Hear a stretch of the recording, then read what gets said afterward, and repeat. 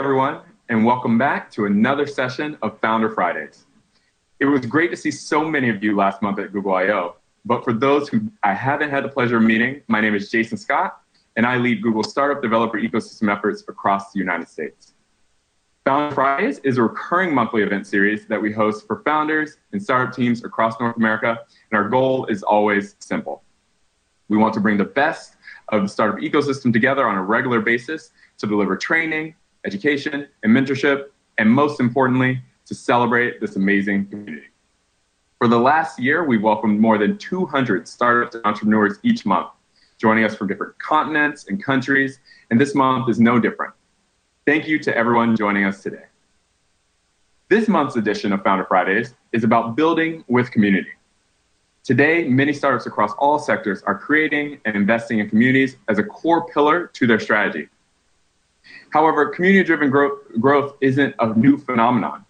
And in this month's session, we'll focus on how startups can foster communities and how community can be a channel for product growth and a brand differentiator. Today, I'm so thrilled to have Google leaders Chris DeBona, Director of Open Source Communities at Google, and Carmen Ondo, Open Source Strategist, take us through their insights on growing vibrant and robust developer communities in our lightning talks. From there, we'll change gears and kick off our live stream panel and Q&A with our lightning talk presenters and special guests, including the Director of Creator Communities at TikTok to share his angle on the topic. The live panel will start right after the lightning talk presentations, so don't go anywhere. Now, before we dive into today's content, as always, one final request. We update our monthly content and format based on direct feedback we receive from you all. So please do take 2 minutes to complete the survey after today's event. And as always, if you have any questions or comments, you can email us at founder-fridays@google.com. And now we're kicking off our lightning talks with a fireside chat from Chris DeBona, Director of Open Source Communities at Google. And with that, welcome, Chris. Thanks for joining us at Founder Fridays. Good afternoon, Chris. How are you doing? Hi. We're excited to have you at Founder Fridays this month and excited to talk about communities. So first up, you are the Director of Open Source at Google. For those who might not be familiar with what that means, can you explain, I guess, to the audience what that role entails? What would you say I do here, Jason? First of all, thank you so much for having me here. I'm really excited to be here. I love talking to startups and people new to the world of open source software, as well as just new to technology. I think it's super fun. So my role, I look after basically all the incoming and outgoing source code in the company. It doesn't mean that I'm in charge of Android or Chrome or anything wacky like that, but we help Googlers from very, very small, almost inconsequential projects all the way up to the Androids and the Chromes, make sure that their use of open source is effective, targeted to the correct developers, and meets the goals of their individual projects. For something like Kubernetes, for instance, we help them continue to release and move that project forward. And we also look after incoming source code and how it's built for project teams throughout the company. So, got it. So, of course, key to that are open source communities, and really, I think something that I've been so impressed in my time at Google is how Google nurtures open source communities and works with open source communities in such a collaborative way. Can you talk, why have open source and developer communities kind of remain such a critical component for Google's success? Sure. So the thing about Google that you have to remember is we open source software for a lot of reasons, right? We open source software to enable our products, like ads and search and our cloud products.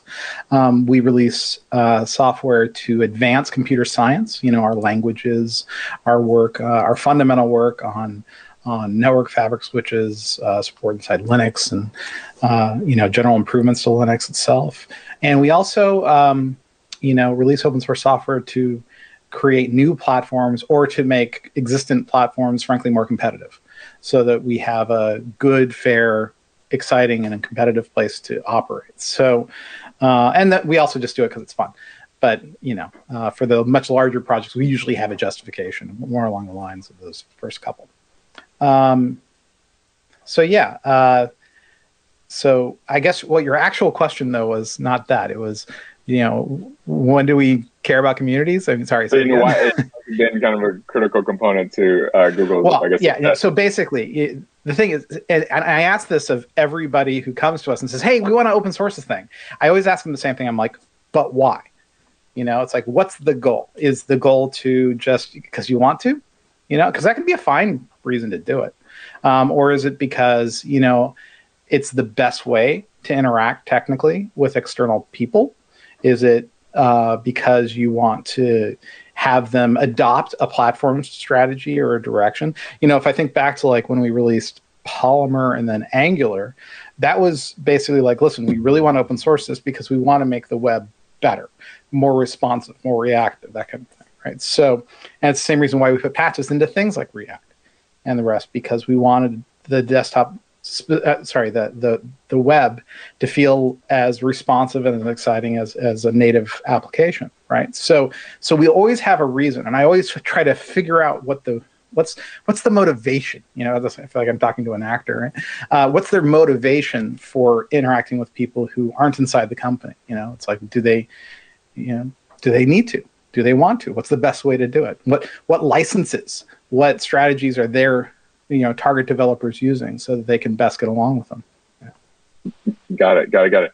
And you've been at Google for a while now, 16 years, over 16 years. Yes. How have you seen, I guess, your approach to supporting developer communities evolve since joining Google back in 2004? Sure. So I got here a fair amount of time before Google had any real developer relations or technical interactions. We had one API at the time, and that was around ad ingestion. And we had a couple of file formats that we were getting out the door. Anyway, I was brought in literally because our founders, Larry and Sergey, said, we need someone to look after open source for us. And no one knew what they meant, right? And so they interviewed a bunch of people, and they landed on me. And it's my understanding that in the hiring committee where I was brought on, they're like, well, he can probably get by as a software engineer. Let's hire him. And if he's terrible at this job that none of us knows what it is, we'll make him a suite. Right? And so I came in and I had my first meeting with my boss, Bill Korn at the time. And Bill's a legend, by the way, in computer science. And I'm like, hi, I'm your open source person. And he's like, okay, go do your job, go do your thing. And I'm like, you don't know what I do for a living, do you? He's like, no, but ostensibly you do. So go do that thing. Let me know if you need anything, and I'll let you know if you overstep. And I'm like, okay. And then I realized he was actually dead serious. And so I looked after some basic compliance matters that were very important to me and for open source compliance. And then in the next 6 months, we launched Google's developer relations effort, which had the open source stuff as part of it. And we released the Sitemaps API it's an SEO oriented file format API thing for search, and helped manage our then SOAP search API.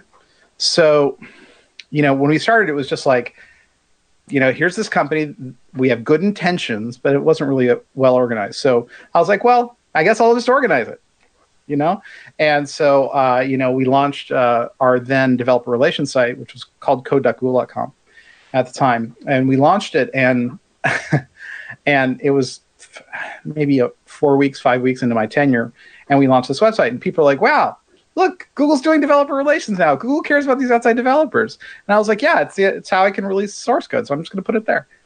And there are all these stories, because it was right after the IPO, and they're like, Google finally cares about the external developer. And I'm like, yeah, sure, that's us. Yeah, that's what we meant by that. And we just grew from there. We passed the developer relations role over to a VP we had just hired, and I continued to develop our open source presence. And it's grown quite a bit since then. I mean, back then we were still a mono repo. We had about 900 engineers when I started, and we're now many, many times that engineers in the company, and many thousands of repos where we look after our use of open source software. And we've released literally hundreds of millions of lines of code to the outside world. So scaling with Google's growth has been incredibly exciting and fulfilling. Awesome. And I think it's funny because I think so many startups are at that stage that you just described that you were in back then, right? Of okay, we want to develop these communities and nurture these communities. What do we do? What is that first step? So it's also it's refreshing, I think, for many people to hear kind of that we all start in, many of us start in the same place. So that's great. Well, of course, we've come a long way since then. It's 2021. How do you see kind of engagement of developer communities and open source communities kind of evolving? I think particularly the world has changed so much anyway over the last 12 months or 15 months. How do you see it evolving in 2022 and beyond, or what do you see it changing in any way? So it's always changing, right? So that's just a tautology at this point. But for me, the thing that's consistent when I talk to external companies, you know, governments and all the rest, I always sort of start from the same place. Like, who's your target user? Who's your target developer? What is the point of a technical interaction with these people? And from that, you can come up with some really good strategies for interacting. So like, you know, a startup that wants to have an API for their services, there's usually a reason for that, right? It's really hard to generalize. I'd rather just, you know, talk directly with the folks and see what they're targeting, what they're doing, and all the rest. You know, and it's funny because in this modern age, you know, you have a lot of companies that are trying to target like enterprise cloud applications and that sort of thing. And they're like, well, we should be open source because then people will adopt us. And then they have problems later trying to figure out how to turn that adoption into software license style revenue, for lack of a better word. And so I like to talk with these people and say, listen, you know, open source is a great way to get market exposure, but having a really, really good path for onboarding users can be even better, right? Because yes, there's a lot of, you know, companies that do not want the lock-in of proprietary software. But even more so, you have to bring value to your customers. And so if you start from there, then you can figure out what the role of open source software is. But that's not really what you asked. You said, what about the role of a community, right? And that's funny. Inside Google, we have a thing where it's like go/no communities because it's such a terribly overused word. We prefer to think of in terms of ecosystems of developers and users and adopters and even competitors in a competitive space, which we see quite a bit in cloud.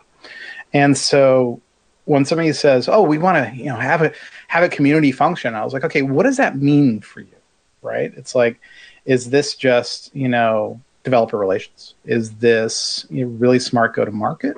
Is this something more altruistic that somehow you can support in your company, right? Because as companies get much larger, sometimes they do want to do altruistic things and improve computer science. We certainly do. Right. And so we support that with an extremely active publication and open sourcing and open data set, you know, process in the company. Right. So it comes down to, you know, what do you want out of a community and what can you bring to that community of developers? And is that something that matches with your business goals? Or does it have to live somehow orthogonal to them, which can be kind of a danger sign to me. Got it. Yeah. And you kind of touched a little bit on what my next question was going to be, but you talked about there are so many roles, particularly here at Google, that we play within developer relations and supporting developer communities and many different motivations around it. But I guess taking a step back outside of Google, what do you see, I guess, as big tech's role within supporting developer communities? And I guess any thoughts on that or opinions on that? Sure. Well, so I only work for one big tech company, and that's Google and Alphabet. So I see the role of large, important companies in computer science to be.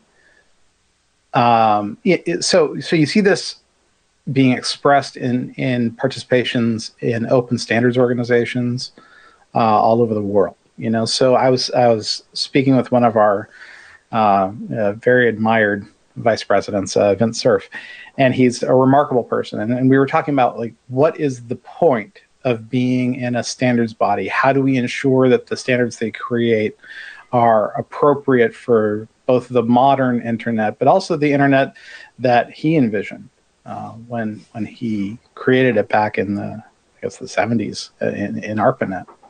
And how do we preserve the idea of open access to information, open paths for packets on the internet, and ensure that we work on the kinds of standards that will enable a larger internet over time and a more accessible one. So I think the role of large technology companies is in open source, open standards, and to a great degree, open data sets and moving computer science and the computer industry forward in a positive way. That can be really tricky and rife with really important questions around what software should do and who it should serve.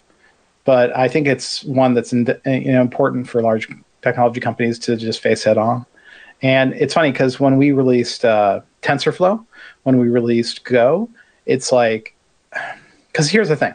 When I released Chromium, it was about preserving the web as a terrific place to do software development, right? And you could say that as a person who works for a search company, I was preserving the ability of search to crawl important information on the internet, right?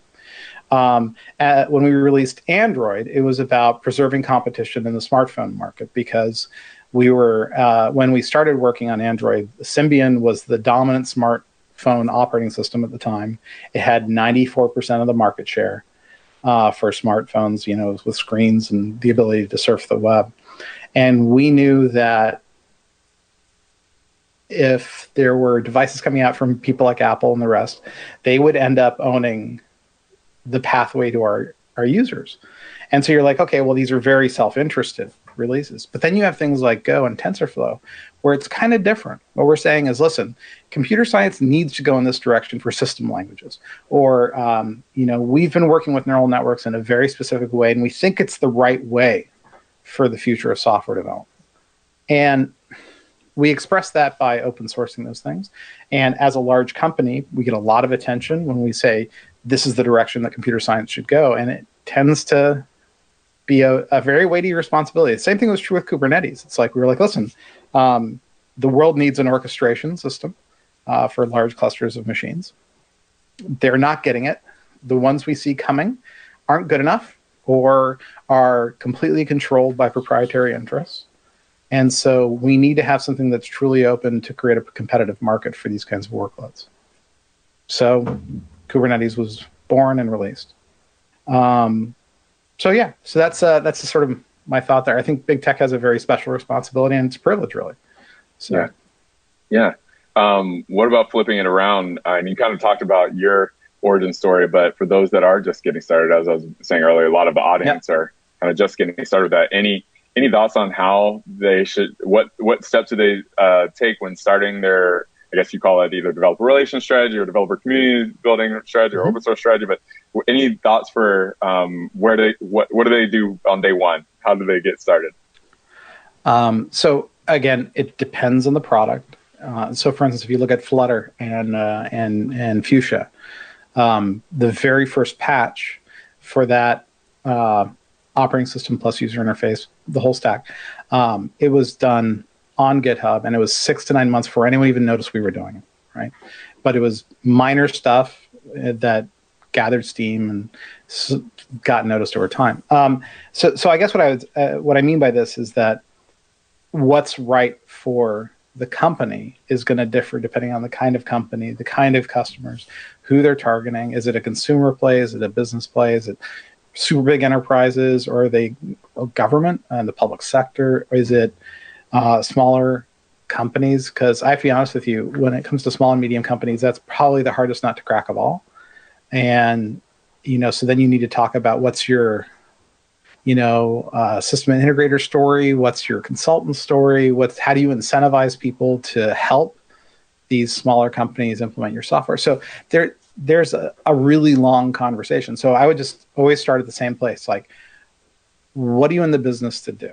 Right. And if you're in the business to do, maybe you're making a video game, is there a developer story there? Maybe not. Is there a community story? Almost certainly.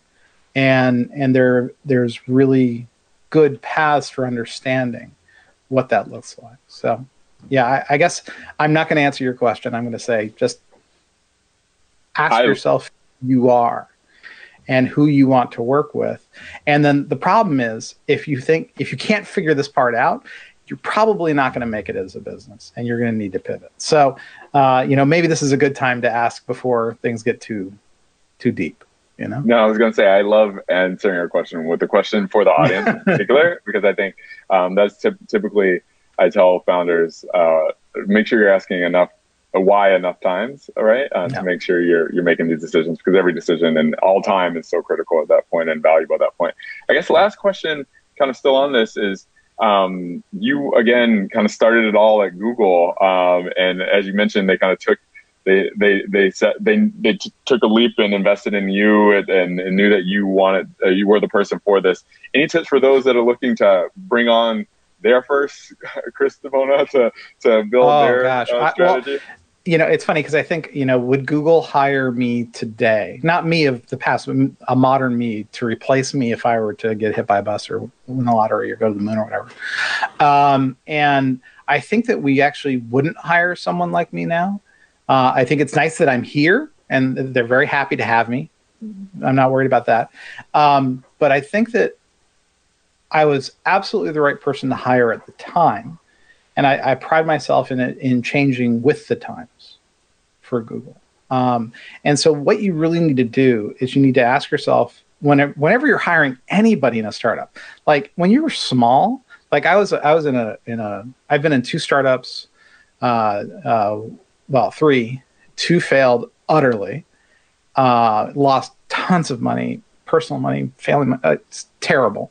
I've been involved, of course, at Google, which isn't really a startup when I joined. And then there was another startup that I joined as the 18th employee. And I have to tell you, the first people you hire in a company, the first 20 people, if you screw up even one of them, that's probably it for that company, right? It's really, every hire matters a huge amount. And as you grow, you're probably not out of the woods and can take a bad seat. It's a bad seed. That's a terrible thing to say. You can take on a bad hire probably when you're about 50 to 100 people and survive it, right? Unless you're absolutely bloodthirsty about firing people too, And so all I would say is, if you think you need someone to look after your developer relations, it's probably because your salespeople, your customer support people, your software developers are like, I'm spending so much time just working with customer X or customer Y, or this group of external developers, and I can't get my job done. Please give me some help. Or when you have a customer support person who's tasked to maybe one of your lighthouse customers saying, oh my gosh, I've spent so much time helping them with this. We either need to change the product completely so that I don't have to talk to these people anymore, or we need somebody to help with this, right?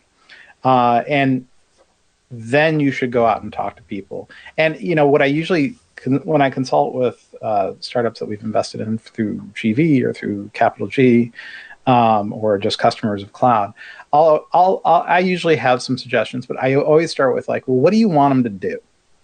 What's the relief that you're going to get by hiring this person, right? And sometimes the answer is that they want to hire somebody who's important in an open source library that they really depend on, or is a leader of a project that they really want to integrate with, and in the state of the content management systems and the rest. You see this sometimes because they're like, oh, well, it's really important that our software works with X. This person's really good at X, so let's bring them on and have them be sort of not just our liaison or our ambassador, but in charge of making sure that those integrations happen for this and other projects like it. So it comes down to, what do you need? And then I can tell you who's a good person to hire and how to interview for them. But you got to know what you need. And the thing is, if you really think through, oh, what we need is this, it becomes really apparent who in your company should be interviewing them, where you should be sourcing them from. And what's funny about it is, just like when I interviewed at Google, they asked me to interview because they had interviewed for the position. They hadn't quite found the right fit. And I was like, why does a search company want to talk to me? Not because I felt like I wasn't good enough or whatever, but I was like, you all are nowhere in open source.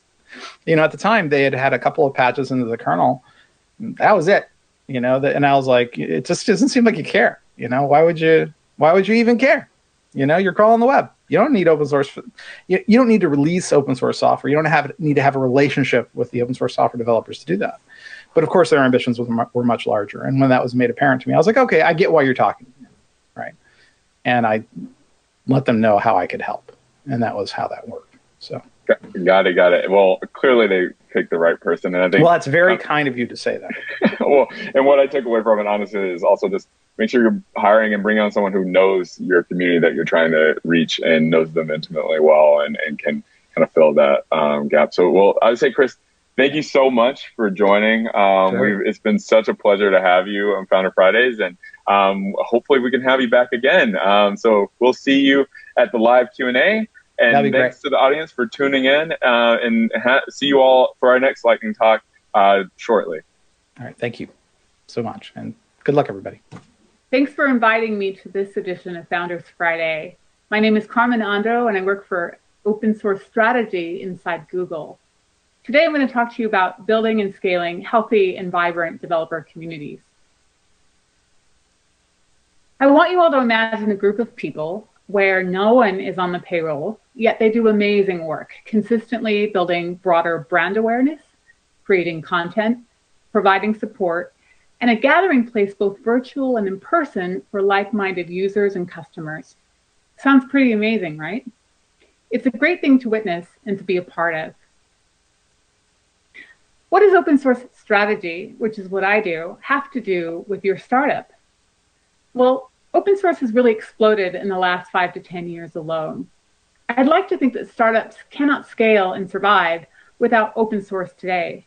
The global open source community underpins much of the products and companies that exist. The language that I work on, Go, actually is a startup language for the cloud. And the cultural shift into open models has been the key to many startup success. When we talk about open models, including that which is open code, it means that you can attract new contributors who can produce features, fix bugs, improve the overall security of your product, make it easier for people to try out your technology. Many startups even have the premium model that we use in open source parlance as open core. Anyway, your brand, technology, and team have a much broader potential audience due to a lower barrier to entry, and this is all because of the power of people, the power of the group. So now that I've talked about that, I'm going to have you assume that you have understand this power and the necessity of community, or the why, so that we can jump right into the who and the how. When we talk about building, scaling, and sustaining community, I like to think of this in 4 pillars: engagement, tooling, information, and collaboration. For engagement, we really think about companies that haven't been strategic about their community engagement. And when they haven't been, they've struggled with ecosystem growth because one begets the other. That might sound obvious, but we all know of startups who paid the price for poor engagement. One example that comes to mind is Uber and their driver community. Community engagement strategy often gives you a way to structure your current resources to maximize your opportunities. When you need to know who to care about, how to serve them efficiently, and how to serve them effectively, your engagement strategy is going to be the dock that you come to again and again. A lot of people also just think of community as users or customers, but they fail to think of maintainers in a developer sense, or ecosystem partners, or other people who are vital to how your project, startup, or organization is run.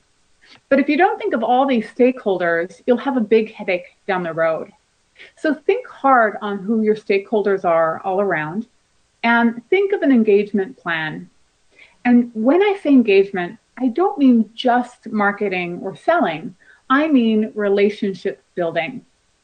This also means as understanding incentives for different people, which is another thing that you can do through incentive mapping.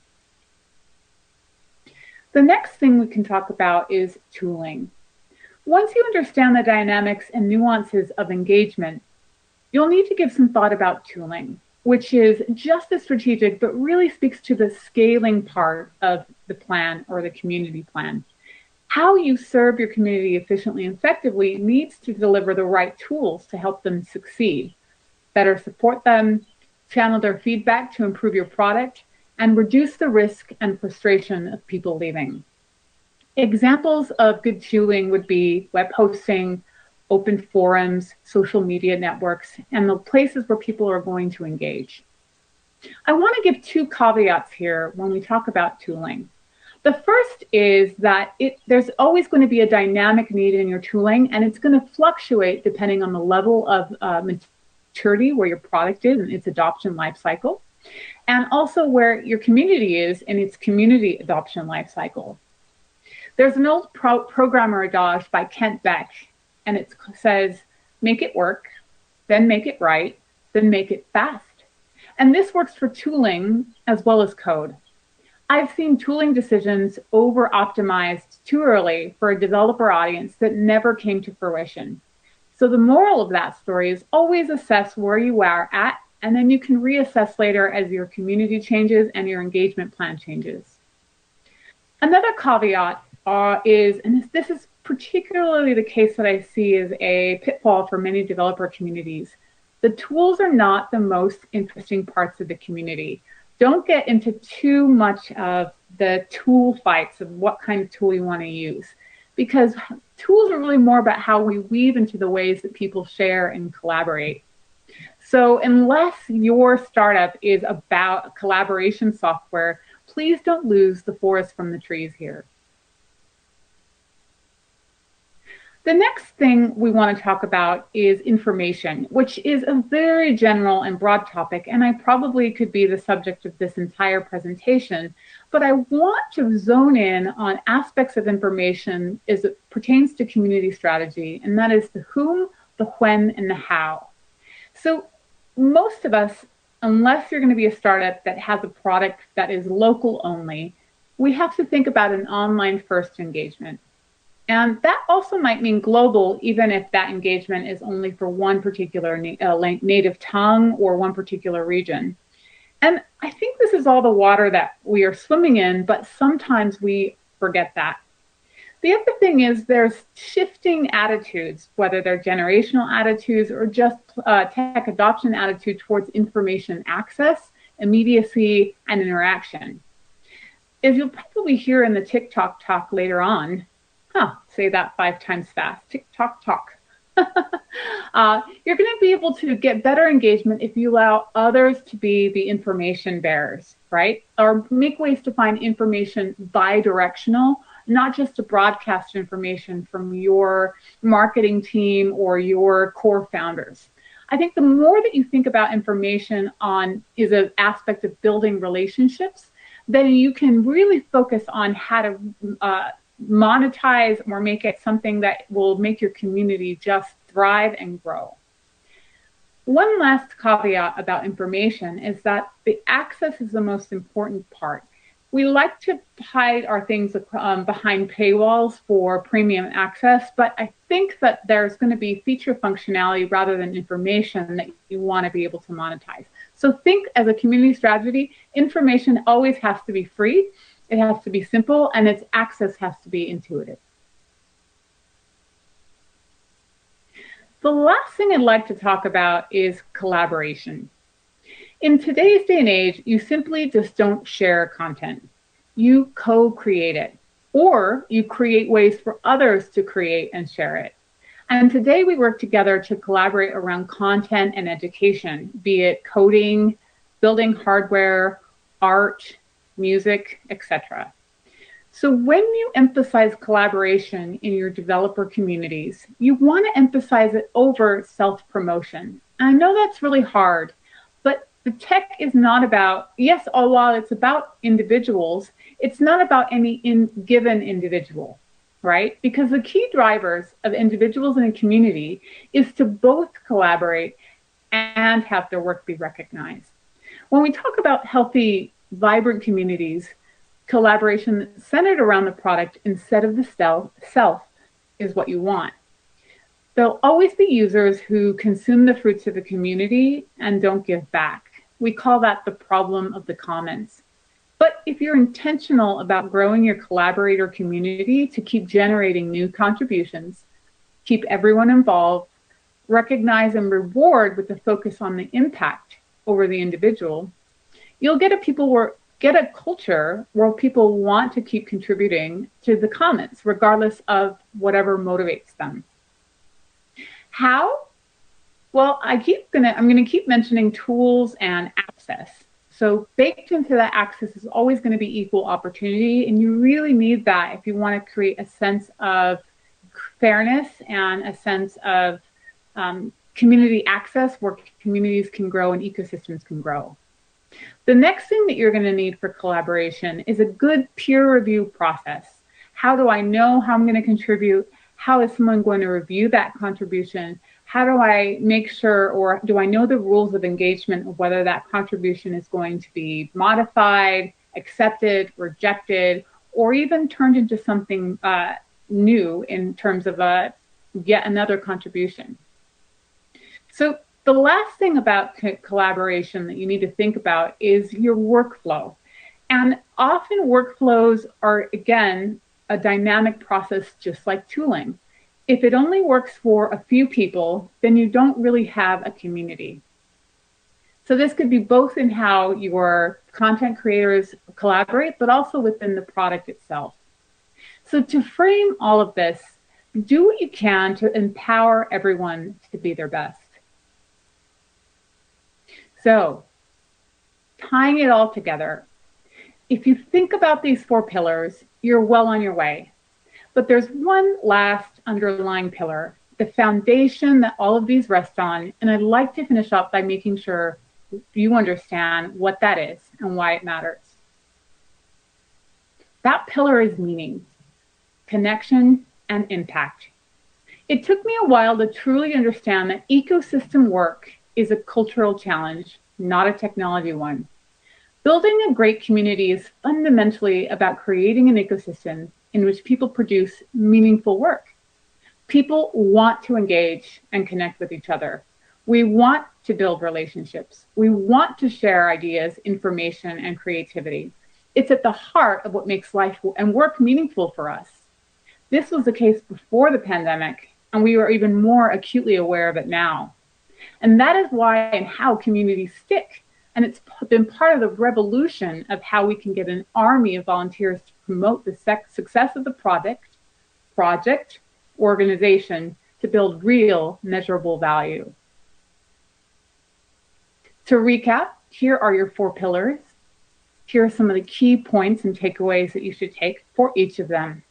And as you begin to go think about your engagement plan, your tooling, your communication, and your collaboration, remember, it's all about empowering everybody to create meaning, connection, and impact.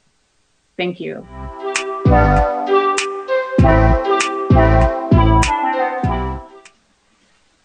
Hi, everyone, and thank you for joining us for Founder Fridays and our live Q&A. For those who I haven't had the pleasure of meeting, my name is Jason Scott, and I lead our Google startup ecosystem efforts here across the US. And of course, Founder Fridays is our recurring monthly event series that we host for founders and startup teams across North America. And as always, our goal is always simple. We want to bring the best of the startup ecosystem together on a regular basis, deliver training, education, and mentorship, and of course, celebrate our amazing community. So before we start the panel, I want to share a little bit of housekeeping. We'll kick off by meeting our speakers, asking questions that have come in advance and come in live. Please do share your questions and via the Ask a Question box below the video, and simply introduce yourself and your startup. We want to learn about who you are. Resources, including our live presentations and this Q&A, will be shared early next week, so stay tuned for that. And if you have any questions, as always, you can always reach out at founder-fridays@google.com. And we appreciate, of course, your feedback. So please, please, please do send us your feedback. We incorporate it every single month to improve the program. So now, of course, that we have the housekeeping out of the way, up next, we have our live stream panel and Q&A featuring Google's Director of Open Source, Chris DeBona, Director of Creator Communities at TikTok, Kudzi Chikumbu, and of course, our Head of Experience at On Deck, Trish Kennelly. And with that, I'd love to get started by introducing our panelists. Of course, Chris, we just heard a little bit from you, but maybe we can go around the room and folks can give a quick intro. We'll start maybe with you, Trish. Hi, thanks, Jason. Great to be here. Thanks for having me. Excited to get into some good questions. I'm Trish Kennelly, currently leading the experience function at On Deck, and also had the chance to build and be part of some amazing communities at Unreasonable Group as well as Remote Year, and always just been really passionate about connecting people that may have not met otherwise. And one-way flights and two-way conversations is kind of my life motto. So excited to get into the second one today. Awesome. Kudzi, you want to do a quick intro? Yes. Hi, everyone. My name is Kudzi. I lead the creator community team at TikTok. I've known Jason from grad school, so it's so good to see him thriving. And I can't wait to dig into the conversation about building with community. Awesome. And Chris, in case someone's just now tuning in, you want to give us a reminder as well? I'm Chris DeBona. I look after open source software for Google and Alphabet. So. Awesome. Well, as we just heard from Carmen, she kind of talked about her 5 kind of foundational aspects of nurturing successful, sustainable communities. I'm curious for you all, what do you think is foundational with respect to thinking about your own roles for nurturing kind of successful and sustainable communities? Because each of you really has been very successful in that. Maybe Chris, we can see, do you have anything to add to what Carmen said, or anything maybe that you disagree with or want to double down on? Well, no, I really wanted to find out from Kudzi if we have to limit all of our answers to 60 seconds. And if I'm not much of a dancer, so, so as far as building communities, I think one of the things I try to think about is where's the community going, and because it can sometimes be an unnatural act to try to move a community into a direction that they're just not interested in going in. And I guess I kick back to TikTok because it's kind of amazing to watch how, like, communities of electricians so for some reason I get a lot of like maker and DIY TikTok when I use it, which is great. And it's like, how do you keep those communities relating to each other as opposed to bifurcating them and having them go off into other places? So I guess I'm answering a question with a kick it to Kudzi, but. Sorry. Yeah, because anything to add? And maybe you can answer the question. Yeah, how do you keep it going? Yeah. Happy to jump in. I'm glad you're getting a lot of DIY electricity. There's so much education and learning in a few seconds on TikTok, which is wild. I was just learning about the beekeepers in the bee world, which is quite interesting.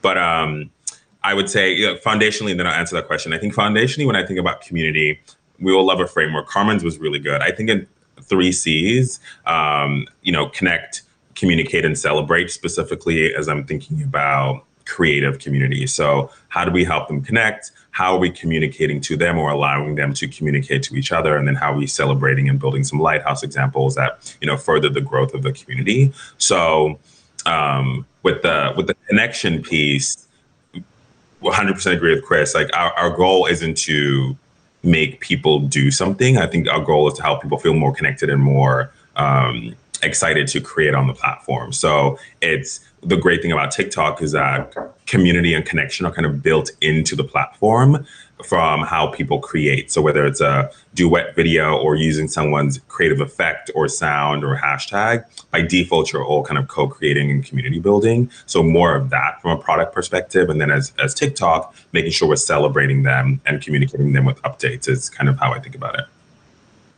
Awesome. Trish, anything to add? I know you've been working with specifically communities of founders and a lot of entrepreneurs. Anything to add from your side?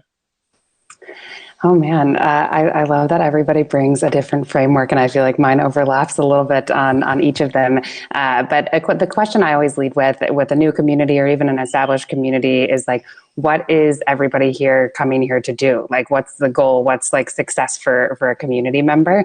And then once we have that as a guiding light, try to think back into, okay, what are the moments along the way that we can see or that somebody can experience that we know that like each individual community member is on their way to success in the community. And so for me, like understanding those moments, but also designing for them, tracking them, measuring that they're actually showing up, I find that to be foundational to community, because I think it's really easy and fun to say like, these are the magical moments that we're going to make happen for people. And that's an important part of the process. But then you have to go back and say like, how many people is this actually happening for? Like how many people are having these moments as part of the community? So I think defining those, but also measuring them and having a way to see that they're happening is really like foundation number one.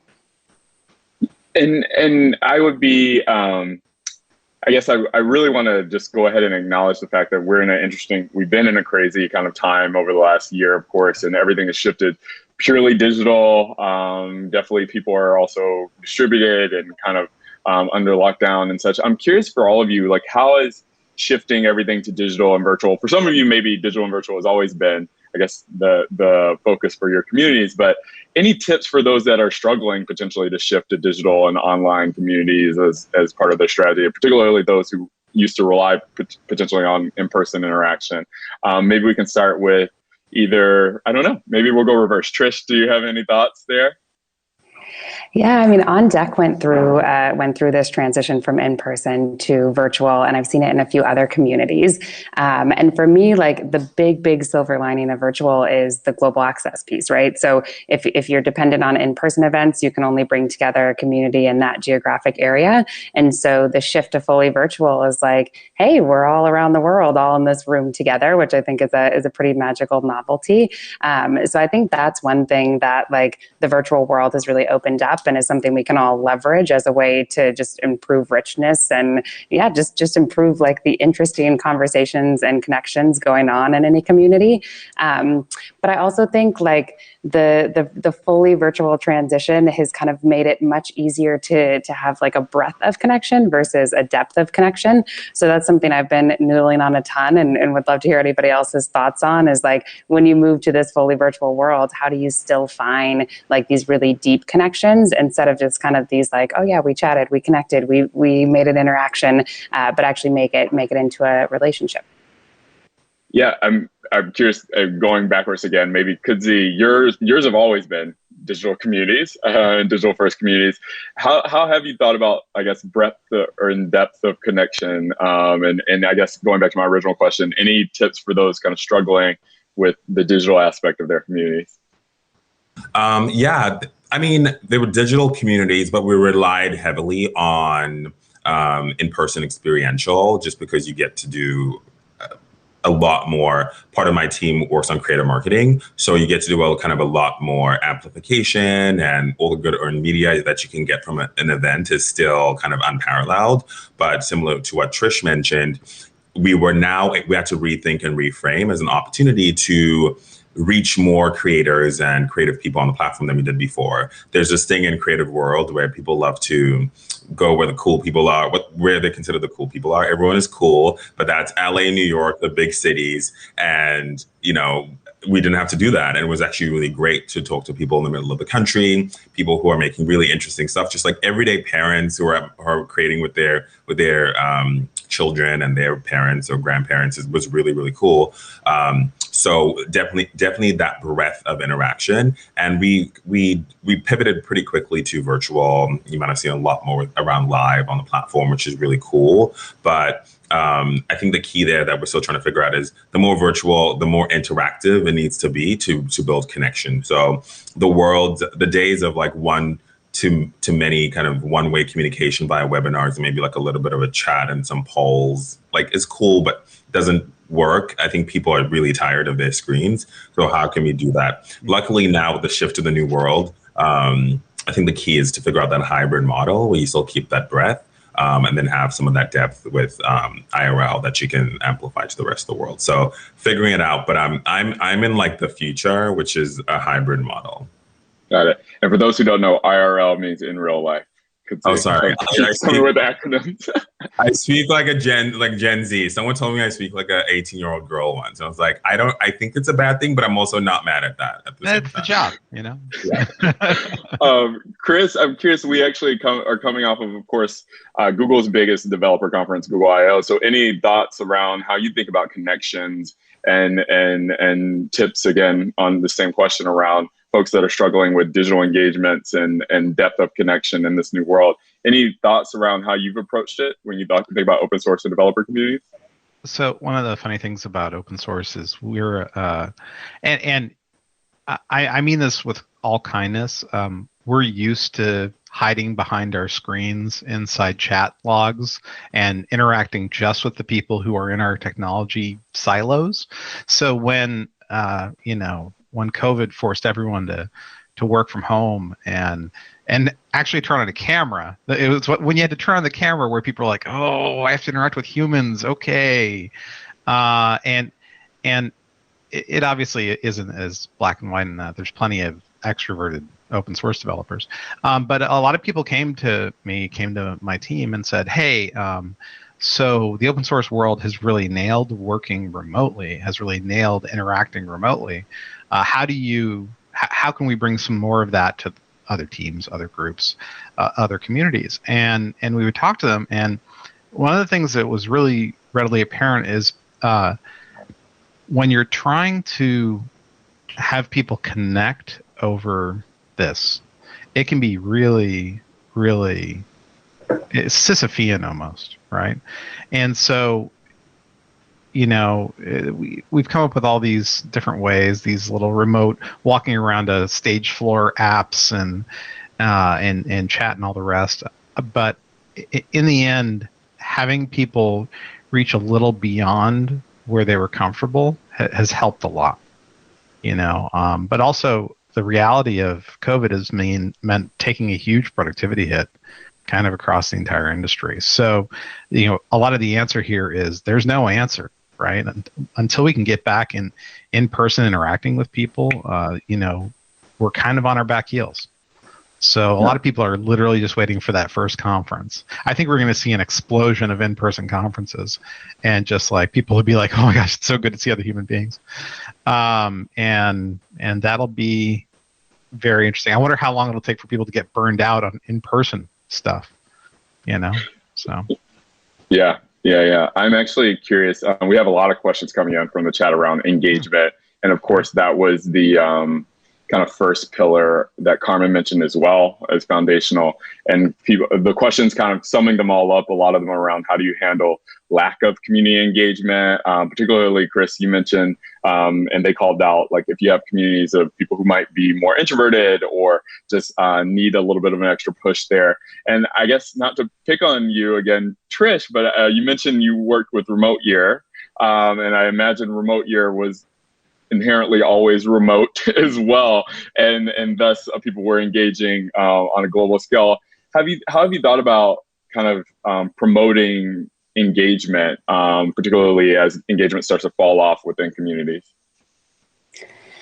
Yeah, it's a great question, and I wish I had a good silver bullet answer for it. But I think it's just hugely dependent on the nature of the community. But I think that actually, like, the one kind of helpful framework that I use to think about it is like, what do people want to do? Like, who do they want to connect with? Why are they coming? And like, if we don't have that information on community members, first step is just to get that. So let's find a way to engage them, to understand like what they're looking for, what their needs are, why they're here. I think once you have clarity on that, it can be pretty easy to actually design for that. So one thing I see really often is people come into communities, but they're actually looking to meet with like specific people within that community, right? They're not like, hey, I want to talk to hundreds and hundreds of people and engage in like huge threads and discussions on things. They're like, hey, who's the 2 or 3 relevant people in this community that like I should really meet, right? So I often see like curation as this magical tool for like, how can we match people to like engage with each other, and maybe not in this like huge, broad community way. So I think that's kind of one common tool that I see really often is like, can we curate engagement instead of just saying like, everybody here's one thing everybody can engage with. It's just like, no, okay, what do you guys specifically want, and how can we like work inside of that and curate a bit more? So I would say if I had to pick a silver bullet for how to drive up that engagement, it is curation. But I think ultimately depends on kind of, just understanding what people want and then trying to serve that up. Anything anyone wants to add with respect to engagement? I saw a couple nods from both Kudzi and Chris. So yeah, I mean, it's a double down on that. I think, with creators, people create for a lot of different reasons. Some to express themselves, some to find communities, some for fame, some for money, a combination. There's so many reasons, and they're all valid. And what I've come to learn is exactly what Trish said, is what do people actually want?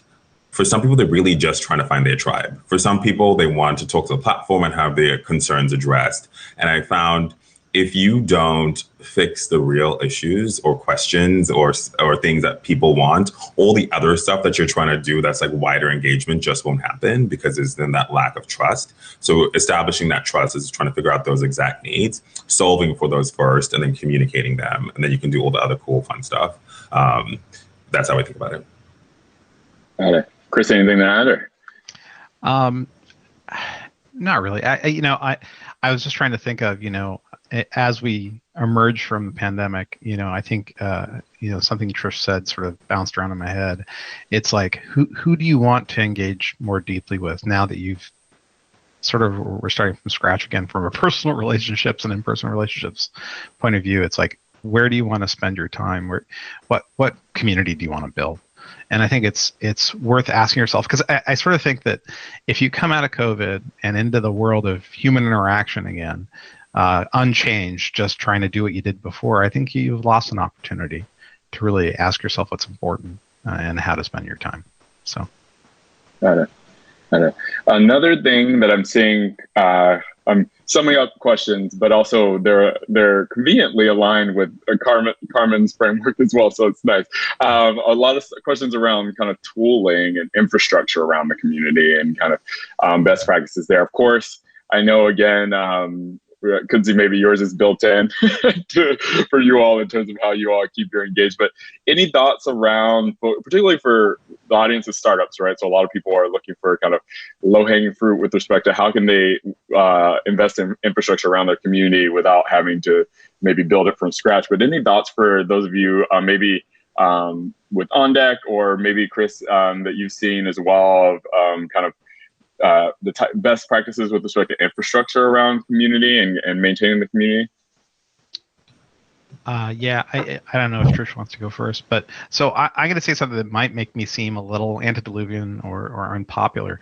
I think the real-time chat apps, the Slacks, the Discords, the rest are really good for real-time communication, but absolutely the worst for community building, because it's so hard to sort of roll back time, and it assumes a 24-hour sort of attention that is just impossible to meet.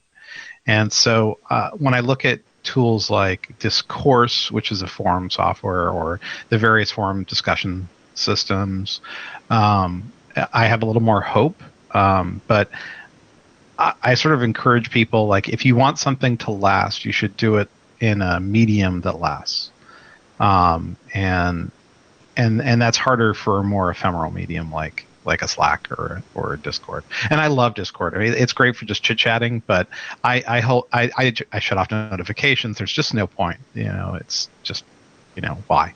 Anyway. Yeah. Anything to add, Trish? From what any tools that inspire you or that you found really helpful?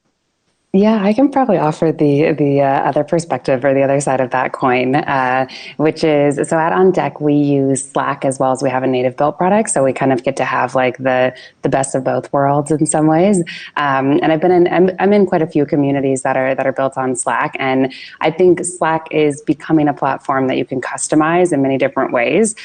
So we have some good kind of hacks for how we set up for On Deck communities that I think like actually makes quite a different kind of experience in Slack. Slack. So I think Slack is one, and there's also tons of kind of like great new products coming out to layer on top of Slack that are like tools for community managers or tools that you can kind of use to understand what's going on in Slack and really make the most of it from a community sense.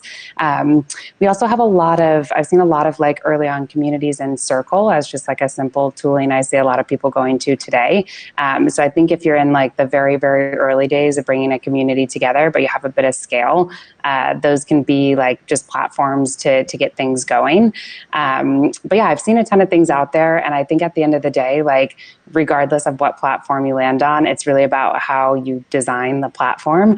So this is going to sound really silly, but like one thing we actually spend a good amount of time on and on deck is like the first 5 channels are numbered in Slack, so they always move to the top of it. And it's like, what are your first 3 channels? Because everybody's going to look at those all the time, right? And like one of our big cultural things is spirit of service. And so always in the top 3 or 5 channels is the gratitude channel, where people shout out other people in the community and share gratitude. And so it seems kind of silly, but it's also like, we all live in this virtual world inside these virtual communities. So it's like whatever you see, it's the same thing. Like whatever you put in your fridge, you're going to eat that. Whatever's, the first channel on Slack, you're going to chat there. So I think there's some real magic in like how you can customize really any platform. Got it. Anything to add? Because I know you all obviously have a platform that you built, but any thing that you have to add with respect to tooling? No, nothing to add. I'm like writing down notes from Chris and Trish. Awesome. We'll change gears in a second, but another thing that struck me coming off of Carmen's was her closing around impact, right? And really having that vision, mission, impact that really is foundational to get everyone bought into the community and feeling a part of that community and aligned on the community.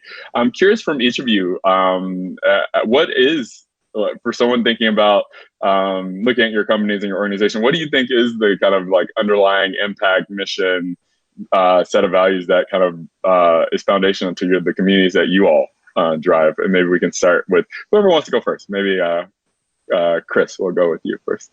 Me? Oh my gosh. So I hate to sound like a cipher, but I think that whenever somebody asks me to justify some community interaction role in the company, I always say, well, what do you value? What do you care about? It's like, what are you trying to do here? So, and it, depending on the group, there's going to be wildly different answers.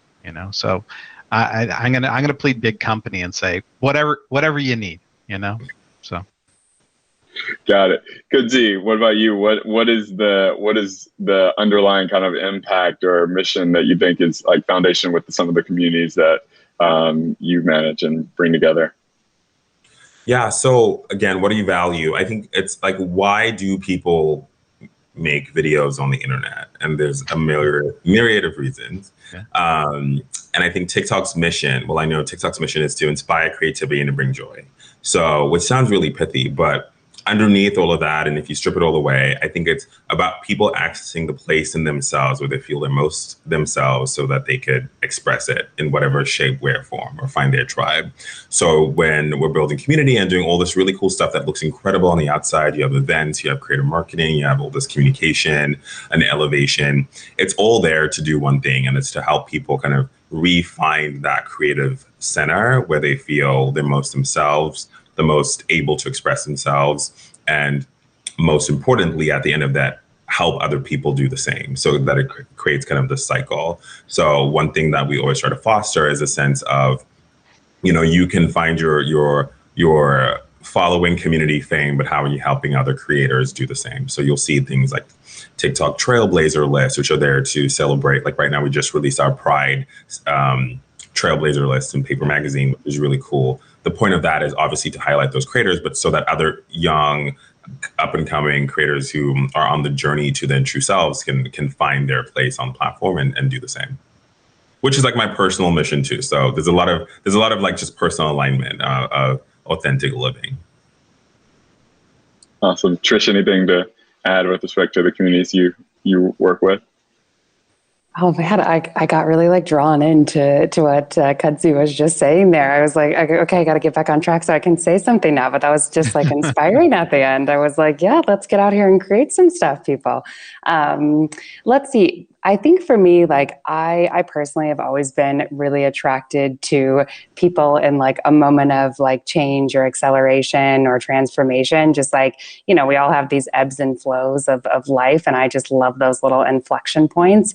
And so I think like with what we're building out on deck, a lot of the folks coming to On Deck are at those inflection points. They want to accelerate their career. They want to start a company. They want to start investing in companies. They're already doing these things, but they're ready to take it to the next level. So I think like that inflection point is really magical because like in today's world, it's kind of hard to find a place to say like, this is the inflection point that I'm in right now. Everybody else in the world at this inflection point, like gather around and let's figure out how you work through this.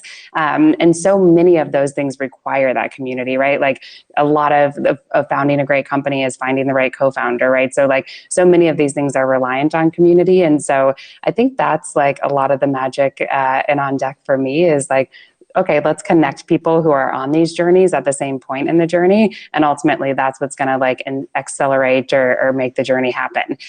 So I think for me, like, I guess I also have a good amount of that personal alignment where I kind of see like, something that I feel like I just want to do with my life in general is just to connect people and possibility in a way that it wouldn't have without the platform or whatever I did to try to make that happen. And so I think at On Deck, we're kind of trying to build a meta platform that does that. And I think in a few of my past experiences, it was the same kind of thing. So yeah, I think at the end of the day, just connecting people in a way that it couldn't happen before is really the magic of community that can take on so many different forms. Awesome. Shifting gears a little bit, there's some questions around, so every community has nodes, and I imagine many of you have folks within your communities who kind of become either nodes or even maybe officially leaders within those communities, maybe titles. I know, for instance, at Google, we have Google Developer Experts, and I know, for instance, I'm sure Kudzi at TikTok, you have certain creators who maybe are kind of, I don't know what you would call them, but like key creators or content contributors. How do you all think about, one, nurturing that community, incentivizing that community, growing those folks within your community? We have quite a few questions around that. As people think about growing their communities, how do they find and nurture and incentivize those folks who kind of become the nodes or the catalysts to growth within their community?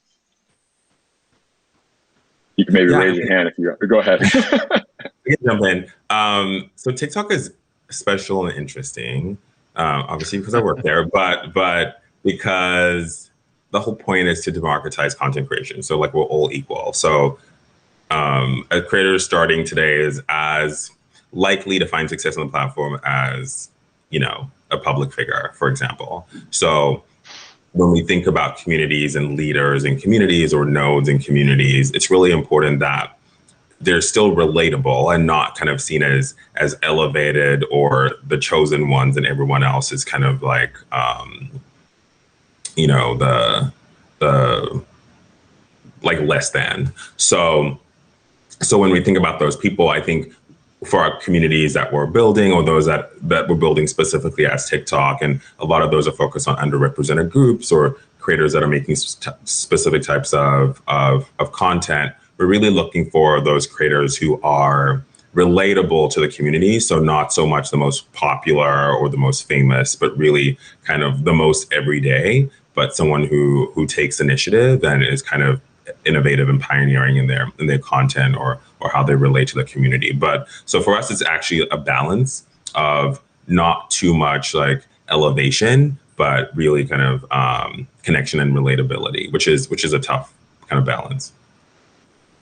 How does that differ maybe for you, Chris, or how is it similar? I'm curious with respect to developer communities. Well, you know, when I think back, this is to the late 90s.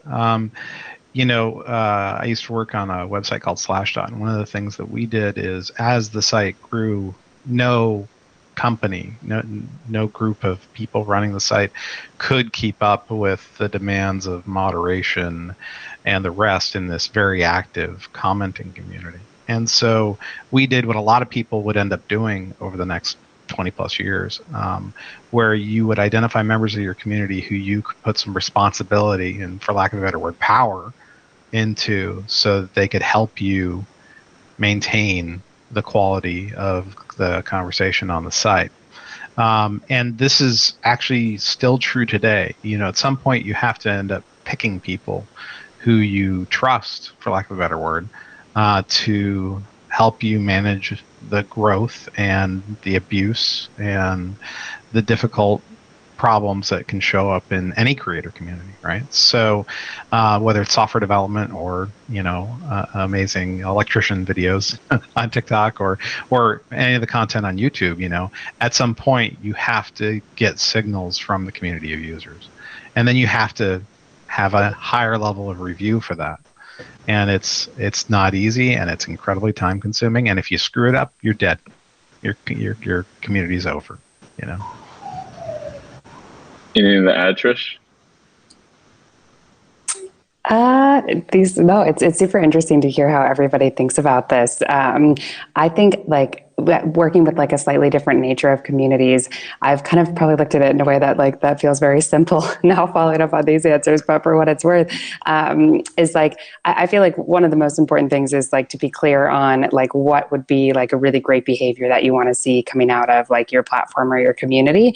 And then once you're clear on that, I think you can kind of look around the community and it becomes quite obvious of who's doing that. So that's always been kind of my very simplistic approach on this. But one thing that's also really cool, I mentioned earlier the kind of gratitude channel that we have it on deck. And so one of the really easy ways to see in an on deck community who's a big leader in there is to scroll through the gratitude channel and see who has a bunch of shout outs. So I often think that the community usually elects their own leaders in a sense. And there's often ways to kind of see that. And so I often actually look to the community to see kind of who is the community really gravitating towards and who's really adding a ton of value to the community. And then ultimately just thinking of it as somewhat maybe about elevating that person, but more just giving that person the tools they need to keep doing what they're doing. Love that. I actually love that a lot. And one thing I wanted to touch on again, Kudzi, that you mentioned is a lot of those nodes are, or you mentioned the topic around inclusivity and kind of diversity in your communities. I'm curious, any tips or first and foremost, how you think about inclusive communities and any tips around inclusive design as it applies to communities and kind of best practices there? Yeah, this is, work that is near and dear to my heart and important to the platform. For diversity and inclusion is not only good, but it's so important to the business, because if you think about the mission of inspiring joy and creativity and everyone being able to find the videos that they love, you actually need as many diverse perspectives and creativity on the platform as possible so that people can, have a good time on the platform. So on top of that, you still need to build it in and make it part of the core. So if we're thinking about communities that we're building, that may not be for underrepresented group, but maybe, the electricians that Chris loves, how diverse is that? Are we measuring that? And measurement is hard since we actually don't take race data at this current time, but do we have policies around when we're elevating creators and kind of elevating communities that we have D&I commitments and targets that we actually measure and that are important to us and then overall important to the business as a whole, so that it's not just in community world, but it's in kind of the whole organization's world. So this for us is so important, but the key is that it needs to be built in from the beginning. I don't think it should be an add-on, and that it needs to be as important as the highest key metric, whatever that may be. So, in our world, it's all about content and all of those key metrics, and D&I measurement should be right up top. Otherwise, it's a nice to have, and then people kind of forget about it. And then when the world turns upside down, they're like, oh my gosh, scrambling, which is not good. Yeah, and I know we follow a lot of those same kind of principles when it comes to product design. So it's really interesting to hear it kind of as it relates to community. Anything, Trish or Chris, you want to add with respect to how you think about inclusive communities or designing for inclusive communities? Well, I'm happy to say a few things. So within open source software developer communities, one of the places that we've put a lot of effort and a lot of resources is in ensuring that there's an onboarding process for new developers, new bug reporters, new documentarians, you name it, onto these open source projects and inside these developer communities. Because one of the things we identified very, very early on is that developer communities can stagnate and eventually fail if they fail to bring new people into their communities. And so we've put a lot of effort into trying to help them be more welcoming and put in those structures for bringing in new developers. And then we have, specifically DEI related efforts around trying to bring women, trying to bring people of color and underrepresented minorities into open source communities where it's always been sort of not great. So we've been trying to just incentivize that behavior as much as possible. Trish, anything to add? I'm just going to add a really basic one that I think is very has to happen, it should happen in every community, but I see a lot that don't have it. And I think that's having a super clear code of conduct or just ways of operating or ground rules. And also a really, really simple, obvious way for people to report something that's against that code of conduct or doesn't kind of fall in line with the culture or rules. And in a best case scenario, having a way to anonymously report that as well. To me, that's kind of just ground floor necessary foundation. And I think a lot of that is anyone managing a community or kind of owning a community will never know every interaction that goes on in that community, but your community members will. So giving them a way to tell you when things are not going appropriately or need to be improved, I think that is incredibly just helpful and also simple. We can all just set that up in the next 5 minutes. So that's something, let's all do it. Everybody together. No, I'm kidding. But I think that's a great ground floor, just 100% of the time have in place. I love that you always have a tactical, very pragmatic action item coming out of each one. But no, I agree. And I think those are all great insights around that. And I know it's something that everyone's really focused on around inclusivity within their community. So hopefully folks can take that action item at least and set that today. I think as we're getting close to the end, I want to address one question as well. I know I think a couple of you mentioned this before, but it was around folks who are thinking about the business case for even investing in communities within their startups, especially. Startups have limited runway, limited team headcount, they have limited time. And some, I'm imagining, that are tuning in are really thinking about, should I be investing in community? Should I have should I hire for someone to invest in community, or should I have a community strategy? And I'm curious for each of you, kind of how have you thought about either to the naysayers or to the folks internally? I'm sure you have to pitch quite often why investing in community is important for your business or important to the business. Kind of what are some of those key kind of things that you highlight, or kind of how do you bring it back to the business with respect to each of your roles? Well, I think mine's easy. I really don't have to. We really don't have to justify it. I think our superpower is the people who post. Like I always say, at the end of the day, the videos come from somewhere, and those people are called creators, like real people. And without them, there is no app. You can build a beautiful product, but if no one's posting, it's doesn't matter. So there's not that much justification. I think in the early days, we spent a lot of time talking to creators and their managers and that whole kind of ecosystem. And I think it was so important because it helped us evolve the product. So from when you're a startup, in this world, it's so important to have the pulse of the people using, whether it's your early customers or the early users, whoever that may be, and really start to build for them and actually talk to them and show them what you're doing. I think Clubhouse, for example, is great, where they have their town halls and they're actually solving the issues or building the product in the way that the community is asking for, and sometimes feedback can be rough because you had another vision. But I think then, especially in the early days, you're probably on your path to closer product market fit if you're building for real people than kind of an imaginary vision that you have for yourself. So I don't have to justify it, thank goodness, because that's my job and my team's job. But I think there's so much value to be unlocked by connecting to real people and building for them in the early stages. Awesome. Who wants to go next? I can jump in next. I am also very fortunate to have led some communities where the community is the core product offering. So there doesn't always have to be a strong business case, because it's kind of inherent. Like this is what this is what the business is about. But two things that like are kind of like strong cases in a more tactical way. I think the first one is just data. Like no matter what, everybody needs to understand like who they're selling to, who their customer is, like understanding your customer and where to find them and what's going well will always be core to any successful business and really most cases. So I think having a community gives you that superpower of you can get so much data and information around what customers want and what's working and what's not. And it allows you to evolve so much more quickly. Like I think about, early days at Remote Year, early days at On Deck, like those first couple hundred people who told us like, this is what's working, this isn't working, this and that, like that's how we evolved into something that like became a scalable platform and attracted so many of the next people who came. So just data and understanding of your customer is huge and like, priceless in many senses.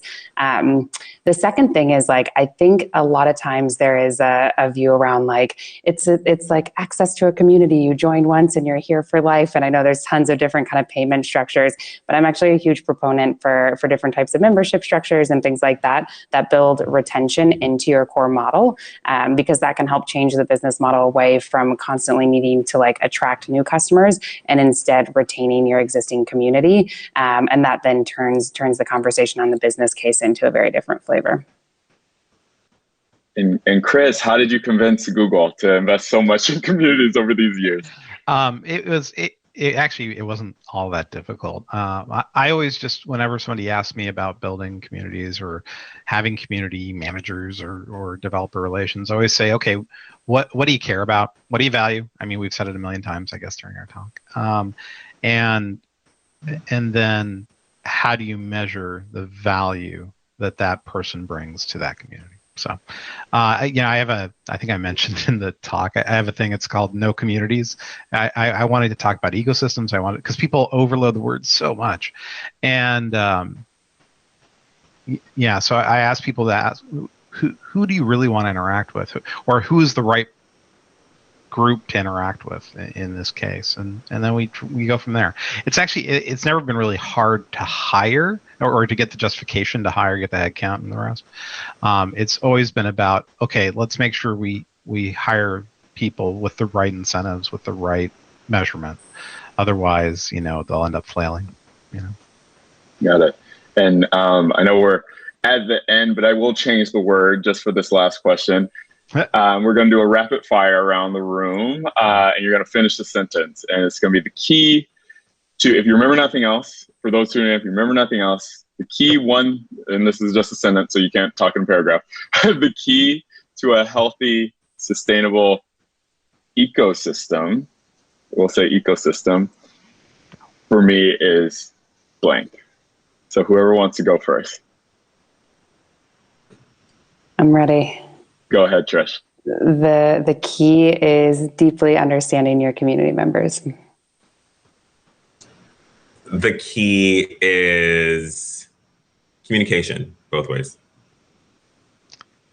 For me, the key is never dreading interacting with your community. So awesome. Well, yeah, hopefully not, but awesome. Well, thank you all as well for joining us. I think there were a lot of hopefully. In addition to the notes that Kudzi was writing that you were saying, I think a lot of other folks were writing notes as well. I know myself, I took note of quite a few things. So thank you all.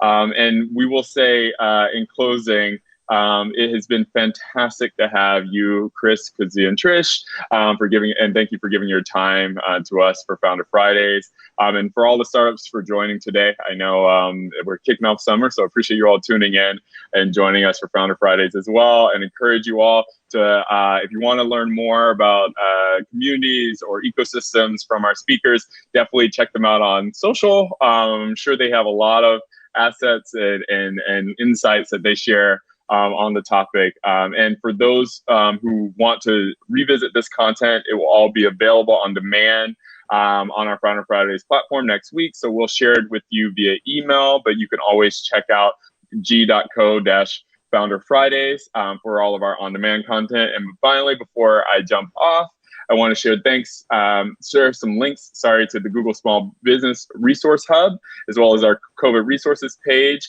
and startup.google.com, and Founder Fridays on-demand content, as well as I mentioned before, for all of our lightning talks on today's topic, along with content from our Google leaders and global startup founders, access to topics like GCP, people in leadership, sales, and marketing will be on g.co/Founder Fridays. And next month, we will shift gears a bit to focus on intelligence and insights. So how big data and ML powers startup growth, and will be co-hosted with our Google Cloud team. And finally, don't forget to complete our survey. We always appreciate the feedback. And for any questions about Founder Fridays or Startup Resources, you can contact us at founder-fridays@google.com. So thank you all for joining us today, and have a fantastic weekend, and we'll see you next month.